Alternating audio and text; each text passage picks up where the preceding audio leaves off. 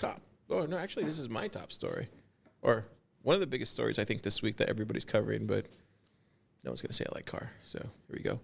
The IMF bought El Salvador into submission. Bitcoin's no legal tender anymore. This is from Fabs, one of my favorite stackers this year. 64 comments, 673 cents. Keyan, did you hear about this groundbreaking news? This is what caused the price to go down, apparently. Oh, according to who? According to me. Oh, Okay. okay. Early.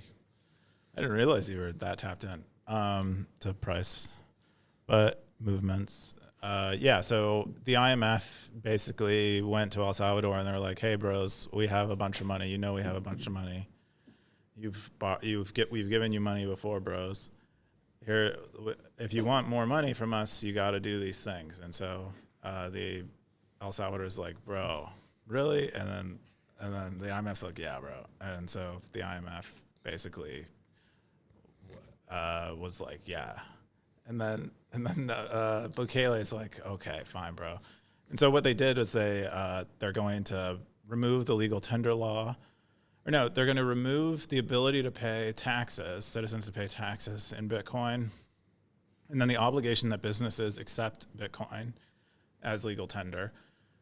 And then in return, the IMF is going to give them $1.4 billion. And then, the IMF is also promising, bro, we have like a bunch of friends, bro, like the World Bank. They also have lots of money, bro, and they're going to give you money too, bro. And so that's like, they're like sweeten the pot for them. And now this is where we're at. But apparently it doesn't change a whole lot other than you can't pay your taxes in Bitcoin anymore.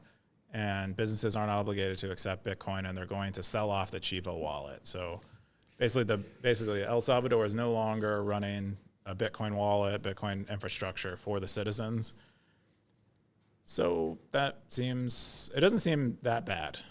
I think it is bad. I'll tell you why. I think it's just showing that he's bending the knee, and that a knee can be bent. Because don't get me wrong, I believed him. I really did believe that he was actually going to take it all the way. But after seeing this, now I realize that I think you're right, Keyan. I think kind of like what Michaela, what was that guy? The one from Argentina. Oh, Malay. I think Malay's right. I think when you do stuff like this, you're going to piss a lot of people off, and you have to pick your spots on what you want to do. And this is him making sure that he doesn't piss off the wrong people. Because I think if he would have said no to this deal, they probably would have came after him at that point. I don't think it's that at all. I think it's more carrot than stick, and I think on the surface, yeah, but I think there's ramifications to this, because it sets a precedent that we're willing to deal with the IMF, and he's been anti-IMF, World Bank, anti-fiat currency for the entire time that I've been watching him. And I think at this point, for me personally, I don't see a point of going to El Salvador now. Like, what's the point? Like, it's supposed to be a Bitcoin country. Doesn't look like a Bitcoin country to me anymore. I feel like Texas looks more like a Bitcoin country to me now. Well, so. I mean, this actually puts them on even footing, more or less, I guess, from a country standpoint. Although Bukele's spoken at Bitcoin conferences, and the government is mining Bitcoin, and they have a strategic Bitcoin reserve, and they're still planning on continuing to do that. And they have a Bitcoin czar. So I think they're probably still more Bitcoin than even Texas is, at least from a government point of view. But not that matters a whole lot. But yeah, I think that, and if you think about it from the perspective of leverage negotiation wise, I think it's worked out really well for Bukele. Like, if maybe Bukele is playing 4D Spanish chess, and it's just normal chess. And I know. But and he knew that the IMF would come to him, the IMF would give him more money if he was doing something they didn't like. They would it's like something that they can ask for that he can easily pull back. Doesn't care if he pulls back, but they'll pay for it. So they also did something where he can't buy as much Bitcoin as he wanted to before. So he has to pull back on the Bitcoin purchases. And I think that's what's really, the reserve. So it says here, banks, Yeah, the potential risks of Bitcoin project will be diminished significantly in line with fund policies.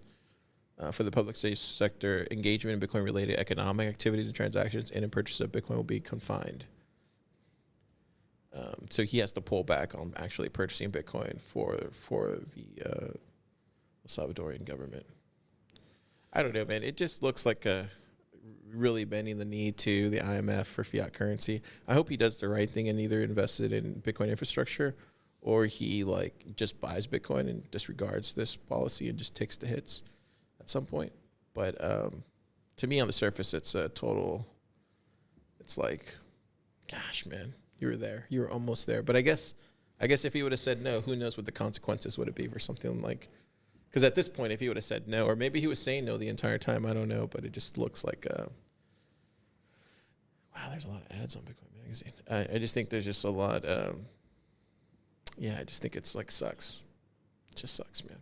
It's definitely a rug pull, I think, for anyone that was. It's just a bookend to the beginning. I feel like this chapter of El Salvador has ended for me personally when I look at as far as it was a Bitcoin country in 2021, 2020 when this was happening, and then now feels like, okay, that chapter is closed. So let's just move on. But I haven't heard from the Kaisers. I would like to know what they're thinking because they tweeted about it. Oh, they did. What did they say? Well, they said here's what is actually happening, and so it's still going to be legal tender. El Salvador is still going to be buying Bitcoin, etc. The volcano bonds are still a go. All of this is still a go. It's just these handful of things that have changed. That's what she said. Stacey Hubert. Yeah. Yeah, there's a lot of conflicting statements here. Yeah, I mean, it says it inside the policy that they can't do that, Keyan. Well, I didn't read it that way. I think they said that they have to change some ways, and they likely will have to change it because I believe it's this is like a grant system that operates at the globe level, where they have to do progress reports, and if they're not buying what the IMF wants them to buy and doing what the IMF wants them to do with the money and doing the reforms that they want, I think they pull they call the loan. That's how I believe it works. And so they'll likely do whatever's in the deal. I also don't think it's fully inked yet. That IMF announcement was a staff level agreement, meaning that it hasn't gone to the IMF's board, which is probably a bunch of lizard people, and who knows if they like those terms or not. I don't know.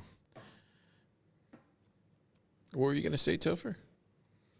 Oh, well, Stacy says that Bitcoin will remain legal tender, and people are citing a quote from the IMF website, an article that they published, which basically says the opposite. So, who's correct? I mean, Stacy's part of the government. She could be.